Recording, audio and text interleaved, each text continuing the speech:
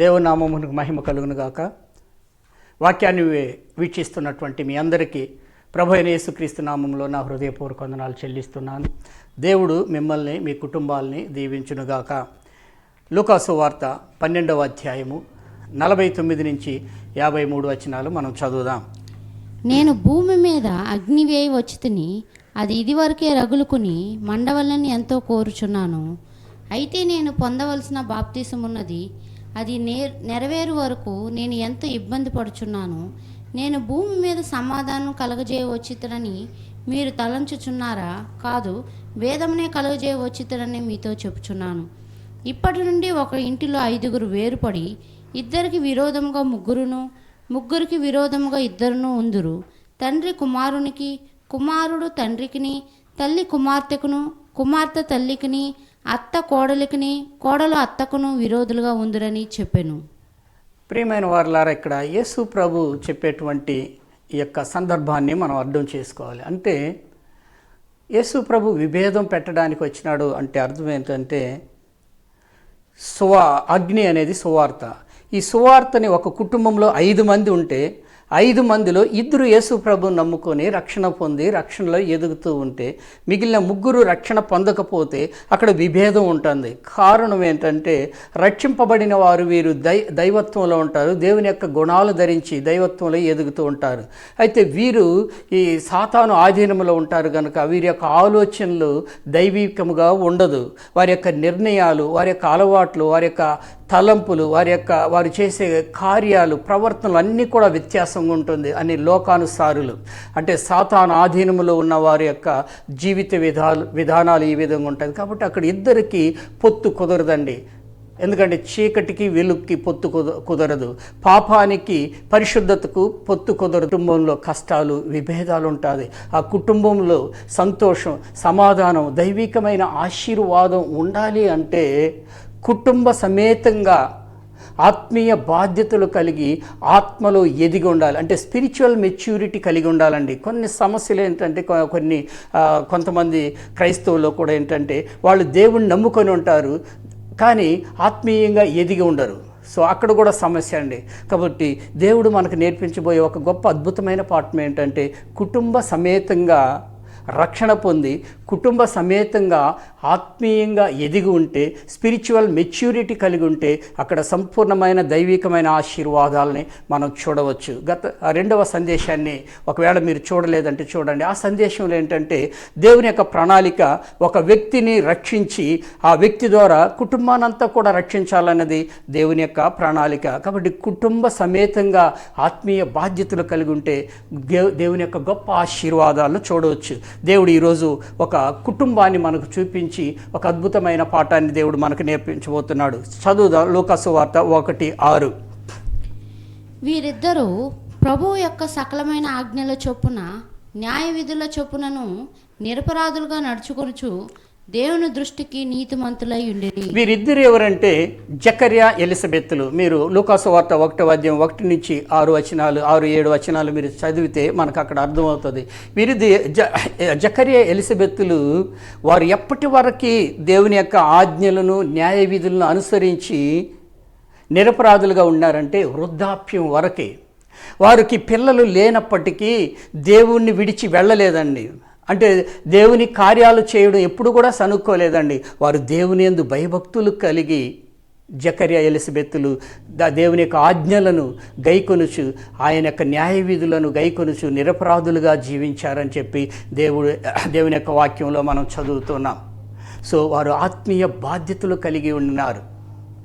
ఒకవేళ అక్కడ ఉన్నటువంటి వారి కమ్యూనిటీలో ఉండేవారు ఒకవేళ నిందించి ఉండొచ్చేమో. అంటే వీరు దేవుని సేవ చేస్తారు కదా, అయినా కూడా వీరికి బిడ్డలు లేదని ఎవరైనా చెప్పి ఉండొచ్చేమో.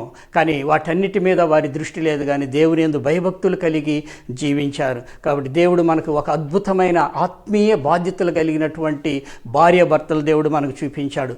అలాంటి అద్భుతమైన ఆత్మీయ బాధ్యతలు కలిగి ఎదిగినటువంటి ఆ కుటుంబంలో దేవుడు కూడా ఒక గొప్ప అద్భుతాన్ని చేయబోతున్నాడు. ఆ అద్భుతాన్ని మనం చదువుదాం. లూకాసు వార్త 1వ అధ్యాయం 14వ వచనం. అతడు ప్రభువు దృష్టికి గొప్పవాడై ద్రాక్షారసమునైనను మద్యమైనను త్రాగక తన తల్లి గర్భమున పుట్టినది మొదలుకొని పరిశుద్ధాత్మతో నిండుకొనిన వాడై ఇశ్రాయేలులో అనేకులను ప్రభువైన వారి దేవుని వైపునకు త్రిప్పును. దేవుడు ఈ ఆత్మీయ బాధ్యతలు కలిగిన భార్యాభర్తలకి మరొక అద్భుతం ఏంటంటే దేవుడు ఈ దేవదూత ద్వారా వీరిద్దరికి ఆజ్ఞాపిస్తున్నాడు. ఒక అద్భుతమైన ఒక బిడ్డను నీకు ఇవ్వబోతున్నాను, ఆ బిడ్డని ఎలా పెంచాలని చెప్పి వారు ముందుగానే తెలియజేస్తున్నారు. ఏంటంటే వీరు తల్లిదండ్రులుగా ఆత్మీయ బాధ్యతలు కలిగి ఉన్నారు కనుక కుమారుణ్ణి కూడా అదే ఆత్మీయ బాధ్యతల్లో పెంచాలని చెప్పి దేవుడు ఆజ్ఞాపిస్తున్నాడు. సో మరొక వచనాన్ని కూడా మనం చదువుదాం. లూకా సువార్త 1వ అధ్యాయం 80వ వచనాన్ని ఒకసారి చదువుదాం. శిశువు ఎదిగి ఆత్మయందు బలము పొంది ఇశ్రాయేలునకు ప్రత్యక్షమగు దినము వరకు అరణ్యంలో ఉండెను. ఏమండి, దేవుడు ఎలా ఆజ్ఞాపించాడో అలాగే పెంచడానికి వీరు అరణ్యానికి తీసుకెళ్ళి అరణ్యంలో పెంచుతున్నారు. అంటే లోకానికి, లోక పాపానికి అతీతంగా, అంటే దూరంగా తీసుకెళ్ళి పెంచుతున్నారు.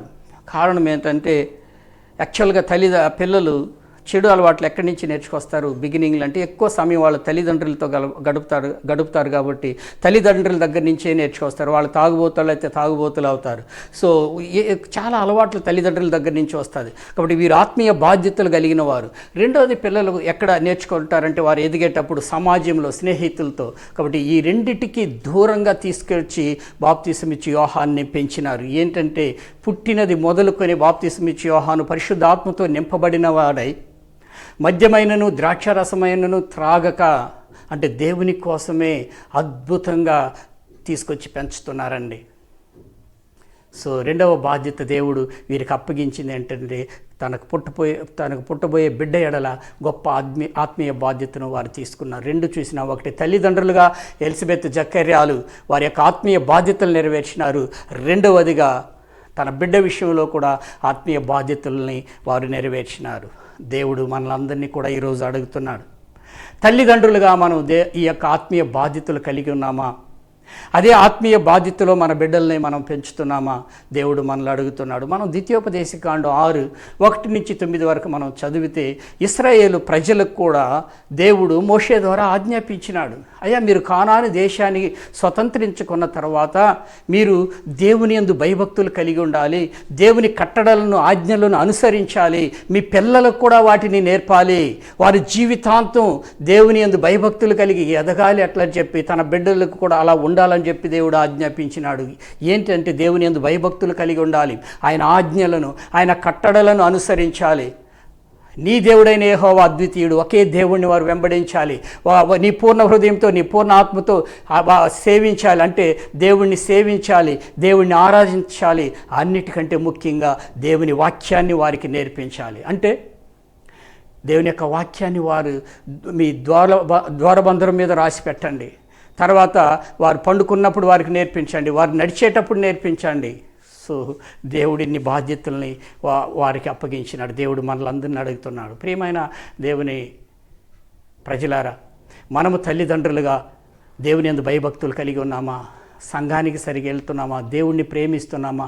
దేవుని వాక్యాన్ని ప్రేమిస్తున్నామా? దేవుని సంఘాన్ని మనం అర్థం చేసుకుంటున్నామా? నశించుచున్న ఆత్మల కొరకు భారము కలిగి ప్రార్థించుచున్నామా? ఇవన్నీ ఆత్మీయ ఎదుగుదల. మన ప్రవర్తనలు ఎంత మార్పు మనలో ఉంది దేవుడు చూస్తున్నాడు. అదే మార్పుని మన బిడ్డలకు ఇస్తున్నామా? ఈరోజు చాలామంది కూడా తమ బిడ్డల ఎడల ఆత్మీయ బాధ్యతలు లేదు.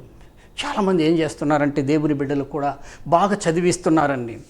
వారి పిల్లల ఎడల గొప్ప జాగ్రత్త తీసుకుంటున్నారు. ఏ విషయంలో అంటే బాగా చదవాలి, తర్వాత వాళ్ళు బాగా ఎదగాలి, తర్వాత వాళ్ళు గొప్ప గొప్ప ఉద్యోగాలు సంపాదించాలి, విదేశాలకు వెళ్ళాలి, వారు గొప్పవారని సమాజంలో చూపించుకోవాలి, ఒక గొప్ప డాక్టర్ అవ్వాలి, ఇంజనీర్ అవ్వాలి, తర్వాత లాయర్ అవ్వాలి, సాఫ్ట్వేర్, ఎనీథింగ్. సో ఇవన్నీ కూడా వారి గొప్పతనాన్ని తెలియజేయడం కోసం సో తల్లిదండ్రులుగా ఎంతో డబ్బు వారి మీద ఇన్వెస్ట్ చేస్తున్నాం, కష్టాన్ని, శ్రమల్ని. మంచిది, దేవుడు ఎప్పుడు కూడా ఆ విధంగా చేయవద్దని చెప్పట్లేదు. What I'm trying to say, దేవుడు మనకి ఏమి మనతో దేవుడు ఏం మాట్లాడుతున్నాడు అంటే, మీ బిడ్డల్ని ఎట్లా శారీరక సంబంధంగా ఇన్ని ఆశీర్వాదాలు ఇస్తున్నావో ఆత్మీయంగా కూడా మనం ఇవ్వాలి. అంటే అర్థం ఏంటంటే వారికి దేవుని యందు భయభక్తులు నేర్పాలి, వారి సంఘానికి వెళ్ళడం నేర్పాలి, వారు దేవుని ప్రేమించడం నేర్పాలి, ఇతరుల్ని గౌరవించడం నేర్పాలి, నశించున్న ఆత్మల ఎడల భారము కలిగి ఉండేది నేర్పించాలి, ఆత్మీయ బాధ్యతలు వారికి నేర్పించాలి. ఎందుకు అంటే ఇది ఇచ్చి నువ్వు ఇది ఇగిపోతే చాలా కష్టం. రెండింటిని మనం బ్యాలెన్స్ చేయాలి. కొన్ని ఉదాహరణలు చెప్తూ ఉన్నాను. ఒక సంఘంలో పాస్టమ్మ గారు చెప్పారు మాకు, ఆమె మా బైబిల్ కాలేజ్ టీచరు. వారి సంఘములో యూత్ మీటింగ్ జరిపిస్తున్నారు. ఆ యూత్ మీటింగ్ జరిపించేటప్పుడు ఆ యవనస్తులందరూ ల్యాప్టాప్ పెట్టుకొని వారు పోనోగ్రఫీ చూస్తున్నారు. అంటే చెడ్డ చిత్రాలు చూసి ఎంజాయ్ చేస్తున్నారు. ఆమె చూసినప్పుడు బాధపడింది. వెంటనే తన భర్త పాస్టర్ గారికి చెప్పింది, ఏమండి మనం ఎలాంటి పిల్లలక యూత్ మీటింగ్ జరిపిస్తున్నాం, so they are enjoying, phonography చూసి ఎంజాయ్ చేస్తున్నారు అన్నప్పుడు ఆయన వాళ్ళిద్దరూ సరే ఉండు వారి తల్లిదండ్రులు పిలిపించి మాట్లాడినారంట, అయ్యా మీ పిల్లలు ఇలాంటి పని చేస్తున్నారని. వారి కోపం వచ్చిందంట. ఏంటండి, you people are always judging our children, accusing our children అన్నారంట. అంటే మా పిల్లల్ని మీరు నిందిస్తున్నారు, తీర్పు తీరుస్తున్నారు, వాళ్ళు చిన్నపిల్లలండి, ఈ వయసులో అనుభవించకుండా ఎప్పుడు అనుభవిస్తారు అట్లా అని చెప్పినారంట. చివరికి వారు సంఘాన్ని విడిచి వెళ్ళిపోయినారు. ఎలాంటి తల్లిదండ్రులండి, బహు జాగ్రత్తగా ఉండాలి. మరొక ఉదాహరణ చెప్తూ ఉన్నాను. ఎన్నో ఉదాహరణలు మన కన్నులు చూస్తున్నాయి, మీరు చూస్తున్నారు. ఏంటంటే ఒక తల్లి నా దగ్గర చెప్పేది, తన కుమారుని గురించి ప్రార్థించమని. ఏం జరిగింది? తన కుమారుని బాగా చదివించింది, గొప్పవాడిని చేసింది, ఆయన కారు కావాలన్న కారు ఇచ్చింది, సంపదగా అడిగితే సంపద ఇచ్చింది. She gave whatever she has, ఆమెకున్న సమస్తాన్ని కలిగిన వాటిని ఇచ్చింది. బయట దేశానికి వెళ్ళినాడు, గొప్ప పేరు ప్రతిష్టతలు రావాలని విదేశాలకు పంపించింది. బాగా సెటిల్ అయినారు అక్కడికి వెళ్ళిన తర్వాత. కానీ ఒక్కొక్క రోజుకి 3-4 గంటలు వాళ్ళిద్దరూ ఫోన్లోనే ఏడ్చుకుంటారు, అమ్మ కొడుకులు. కారణం ఏంటో తెలుసా? తన భార్యతో సెటిల్ అవ్వలేకపోతున్నాడు, నరకాన్ని అనుభవిస్తున్నాను నా భార్య దగ్గర. కారణం అంటే ఒక్క తప్పు కూడా వీరిది ఉంది. ఏంటో తెలుసా? అతనికి చాలా చెడు అలవాట్లు ఉన్నాయి. ఈ చెడు అలవాట్ల వలన ఆమెతో సెటిల్ అవ్వడం చాలా కష్టం అయిపోయింది. చూసారండి, ఆత్మీయతలో మనం పెంచకపోతే ఇదే బాధ.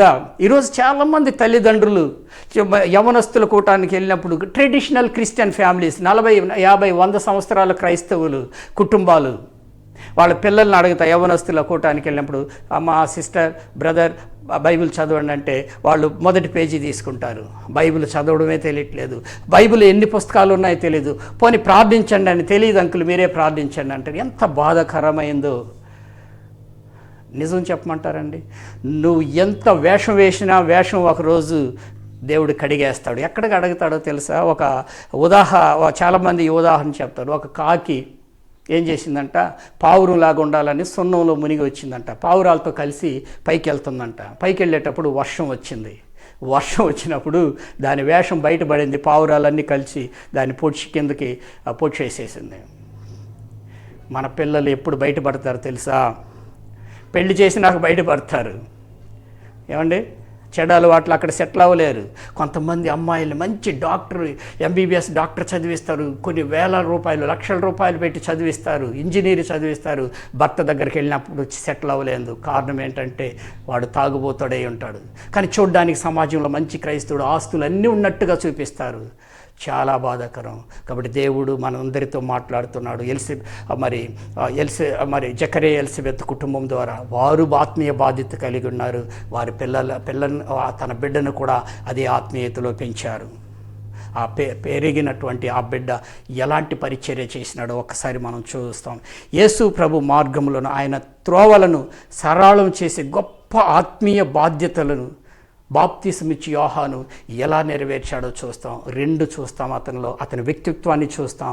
రెండవదిగా అతని పరిచర్యను కూడా మనం చూస్తాం. మొదటిదిగా తన వ్యక్తిత్వాన్ని గురించి చెప్తున్నాను. దేవదూత చెప్పాడండి, తను మద్యమైనను ద్రాక్షారసమైనను త్రాగక, ఆయన అరణ్యంలో పెరిగినాడు కనుక మద్యం తాగలేదు, ద్రాక్షారసం త్రాగకుండా ఆయన పెరిగాడు. అలాగే పరిశుద్ధాత్మ పూర్ణుడిగా ఉండాడు. ఆ దేవదూత చెప్పినట్టుగానే సాక్ష్యం పొందాడు. రెండవదిగా యేసు ప్రభు చెప్పాడండి. ఏంటంటే యేసు ప్రభు కూడా బాప్తిస్మిచ్చి యోహాను గురించి ఇచ్చిన 2 సాక్ష్యాలు చెప్తున్నాం. మత్తయి 11:11 స్త్రీలు కనిన వారిలో బాప్తిస్మిచ్చి యోహాను లాంటి గొప్పవాడు పుట్టలేదని నిశ్చయముగా మీతో చెప్పుచున్నాను. అంత గొప్పవాడని యేసు ప్రభువే సాక్ష్యం ఇచ్చాడు. మరొక సందర్భంలో యేసు ప్రభు బాప్తిస్మిచ్చి యోహాను గురించి ఏమి సాక్ష్యం ఇచ్చాడంటే, ఇతడు మండుచు ప్రకాశించుచున్న దీపమై ఉండెను. ఇంత గొప్ప వ్యక్తిత్వాన్ని పొంది ఉన్నాడు బాప్తిస్మిచ్చి యోహాను. ఎంత గొప్పవాడండి, దేవుని చేతే సాక్ష్యం పొందినాడు, అంత నీతిమంతుడుగా ఉండినాడు. సో ఈరోజు దేవుడు మనందరితో చెప్పేటువంటి ఒక మాట, మనందరికీ తెలియజేసేది ఏంటంటే, మన పిల్లలు గొప్పవారంటే అర్థం ఏంటంటే వారిని డాక్టర్లు చదివించి సంపదలు సృష్టించి విదేశాలకు పంపడం మాత్రమే కాదు. గొప్పతనం, ఒక వ్యక్తికి గొప్పతనం ఎక్కడంటే తన వ్యక్తిత్వంలో నుంచే వస్తుందండి గొప్పతనం. కొంతమంది పెద్ద పెద్ద డాక్టర్లే ఉంటారు, వారి యొక్క ప్రవర్తనలు సరిగా ఉండదు, వారి మాటలు సరిగా ఉండదు, ఇతరుల ఎడల ప్రేమ కలిగి ఉండరు, జాలి కలిగి ఉండరు. కానీ నిజమైన వ్యక్తిత్వం ప్రభు అయిన యేసుక్రీస్తు దగ్గర నుంచి మనం నేర్చుకోవాలి. యేసు ప్రభు సంపూర్ణుడు. ఆయన వ్యక్తిత్వంలో, ప్రేమలో, ఆయన కనికరంలో ఎక్కడ కూడా లోపం లేదండి. పరిశుద్ధుడు, నీతిమంతుడు. అలాంటి వ్యక్తిత్వాన్ని మనం పొంది ఇతరులకు మనం సహాయం చేయగలిగితే అదే ఒక గొప్పతనం అండి మన జీవితంలో. మన గొప్పతనం ఏది మనల్ని చూపిస్తుందంటే మన ప్రవర్తన, మనం ఇతరుల ఎడల నడుచుకునేటువంటి విధానమే మన వ్యక్తిత్వాన్ని, మన గొప్పతనాన్ని తెలియజేస్తుందని దేవుడు మనతో మాట్లాడుతున్నాడు. కాబట్టి మన పిల్లల ఎడల మన గొప్పవారు చేయడం అంటే చదవడం మాత్రమే కాదు, దేవుని యందు భయభక్తులు కలిగి ఉండాలి, దేవుని యొక్క గుణాలు వారు ధరించుకొని ఉండాలి, ప్రార్థన చేసేవారిగా ఉండాలి, ఆత్మీయులుగా ఉండాలి. దానికోసం తల్లిదండ్రులుగా మనం ప్రయాసపడాలి. అదే దేవుడు మనతో మాట్లాడుతున్నాడు. ఓకే, తర్వాత బాప్తిస్మిచ్చి యోహాను యొక్క సేవా పరిచయం చూస్తాం. లూకా సువార్త 1:17 చదువుదాం. మరియు అతడు తండ్రుల హృదయములను పిల్లల తట్టుకును అవధేయులను నీతిమంతుల జ్ఞానమును అనుసరించుటకు త్రిప్పి ప్రభువు కొరకు ఆయుత్తపడి ఉన్న ప్రజలను సిద్ధపరచుటకై ఏలి యొక్క ఆత్మయు శక్తి గలవాడై ఆయనకు ముందుగా వెళ్ళును గనుక నీవు సంతోషమును మహా ఆనందమును కలుగును. అతడు పుట్టినందున అనేకులు సంతోషించుతురనెను. చాలు. సో బాప్తిస్మిచ్చి యోహాను దేవుని చేత సాక్ష్యం పొందినటువంటి బాప్తిస్మిచ్చి యోహాను ఏంటి? యేసు ప్రభు చేత సాక్ష్యం. స్త్రీలు కనిన వారిలోనూ గొప్పవాడు, మండుచు ప్రకాశించుచున్న దీపమై ఉండెను. అలాగే దేవదూత చెప్పినట్టుగా మద్యమైనను ద్రాక్షారసమైనను త్రాగక తల్లి గర్భమున పుట్టినది మొదలుకొని పరిశుద్ధాత్మ పూర్ణుడైన ఈ గొప్ప వ్యక్తి బాప్తిస్మిచ్చి యోహాను యేసు ప్రభు మార్గాల్ని సరళం చేసినప్పుడు ఇలాగో యేసు ప్రభువుని అనేకులకి ప్రకటించాడు. యేసు ప్రభుని చూపించినప్పుడు ప్రజలకి యేసు ప్రభు మార్గాలను సరళం చేసినప్పుడు ఎంతగా తను తగ్గించుకున్నాడో తెలుసా? ఒకసారి ఈ మాటలు తప్పనిసరిగా నేను చదువుతున్నాను, గమనించండి. మత్తయి 3:11 ఆయన చెప్పుల మోయిటకైనను నేను పాత్రుడును కానన్నాడు. లూకా 3:16 ఆయన చెప్పుల వారును విప్పుటకైనను నేను పాత్రుడను కానన్నాడు. యోహాను సువార్త 1:27 ఆయన చెప్పుల వారును విప్పుటకైనను నేను యోగ్యుడను కానన్నాడు. మార్కు సువార్తలో మరికొంచెం లోతుకెళ్ళి ఒక అద్భుతంగా రాశాడు. ఏంటంటే 1:7 నేను వంగి ఆయన చెప్పుల వారును విప్పుటకైన నేను పాత్రుడు కాదు. నేను వంగి ఎంత తగ్గించుకున్నాడో చూడండి. తర్వాత యోహాను సువార్త 1:30 ఆయన హెచ్చవలసి ఉన్నది, నేను తగ్గవలసి ఉన్నది. ఏమండి తగ్గింపు ఏంటి? మనోళ్ళు చాలామంది దేన్ని బట్టి వాళ్ళు హెచ్చించుకుంటారంటే వాళ్ళ చదువుని, సంపదని, వాళ్ళకున్న వాటిని బట్టి హెచ్చించుకుంటారు చాలామంది.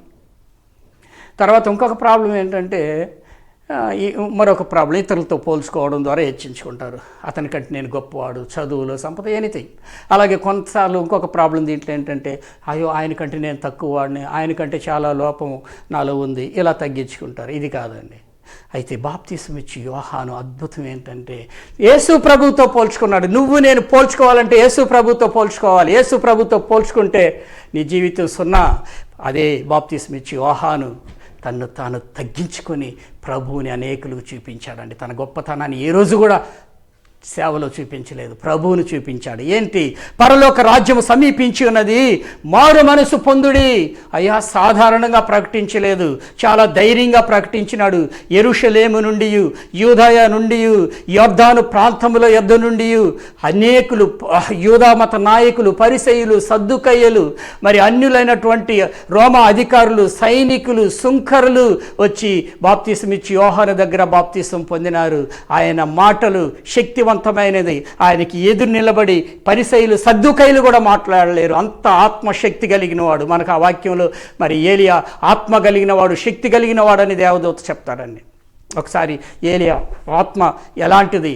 ఆ రోజుల్లో పాత నిబంధన కాలంలో ఏలియా ప్రకటించినప్పుడు ప్రజలందరూ ఒకవైపు ఉన్నారు. ఇశ్రాయేలు ప్రజలందరూ, రాజులందరూ ఒకవైపు ఉన్నారు.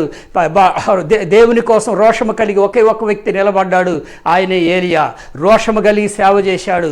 దేవుని యొక్క అద్భుతాన్ని ఇశ్రాయేలు ప్రజలందరికీ చూపించగలిగినాడు ఏలియా. అంత గొప్ప శక్తిమంతుడు. ప్రజలందరూ ఒకవైపు ఉంటే దేవుని వైపు ఒక్కడగా నిలబడ్డాడు. ఈరోజు ఈ పరిస్థితుల్లో కూడా బాప్తిసం ఇచ్చి యోహాను ప్రకటించే రోజుల్లో కూడా ఇదే పరిస్థితి.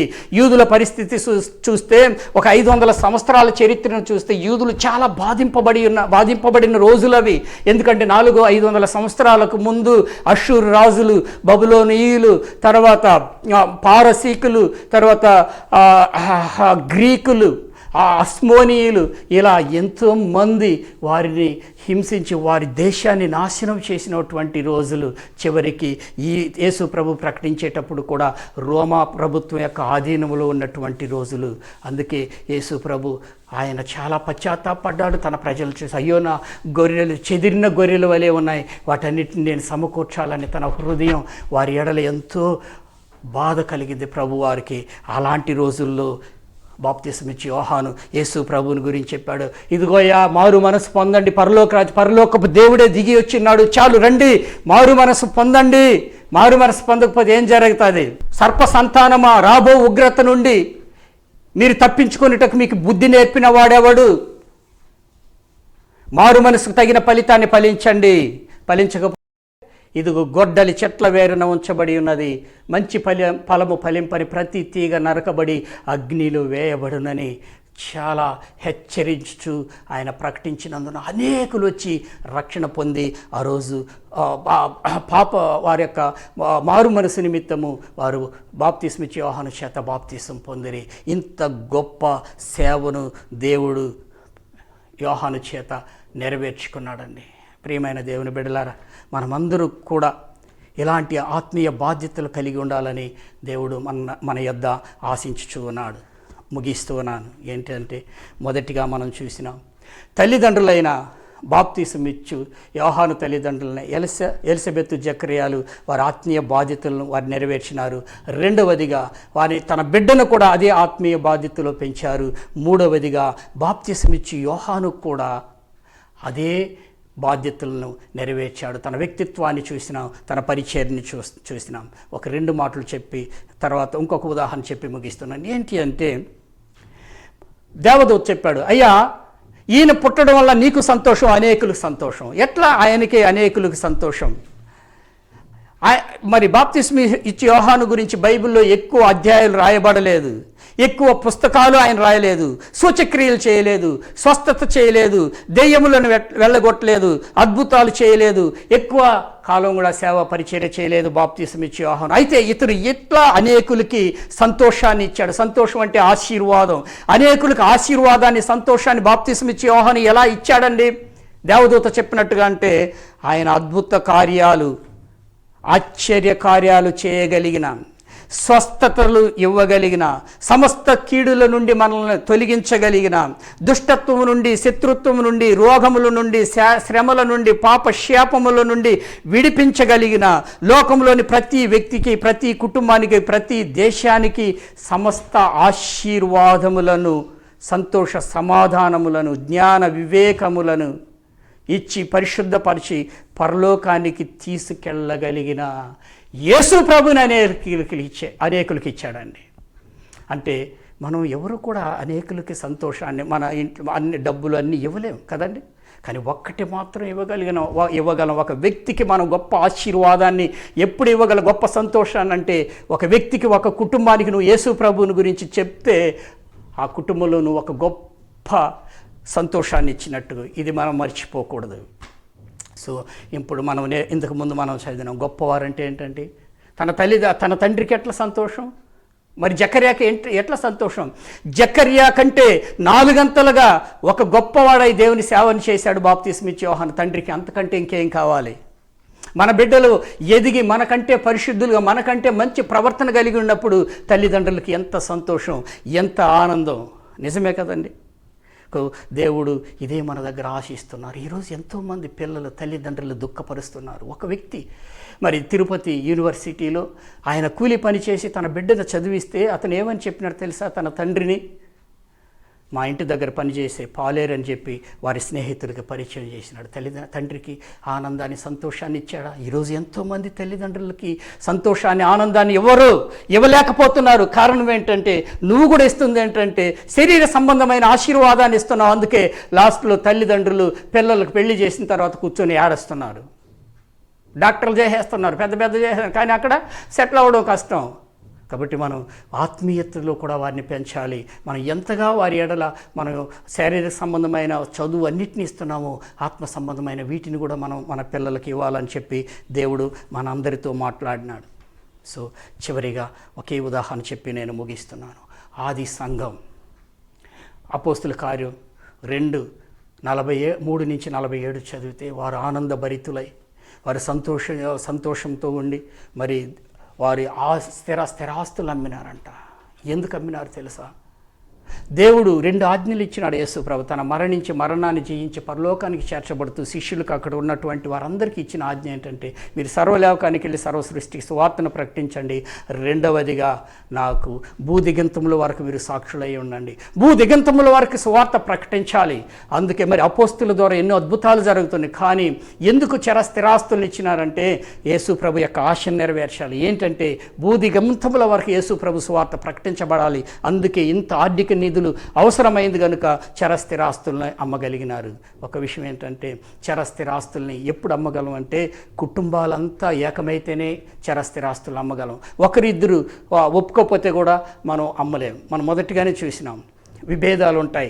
ఇద్దరు నమ్మితే ముగ్గురు నమ్మకపోతే. కాబట్టి ఆది సంఘంలో ఇలాంటి విభేదాలు లేకపోవడానికి కారణం ఏంటంటే the early church filled with the families, అంటే కుటుంబాలతో నింపబడింది సంఘం.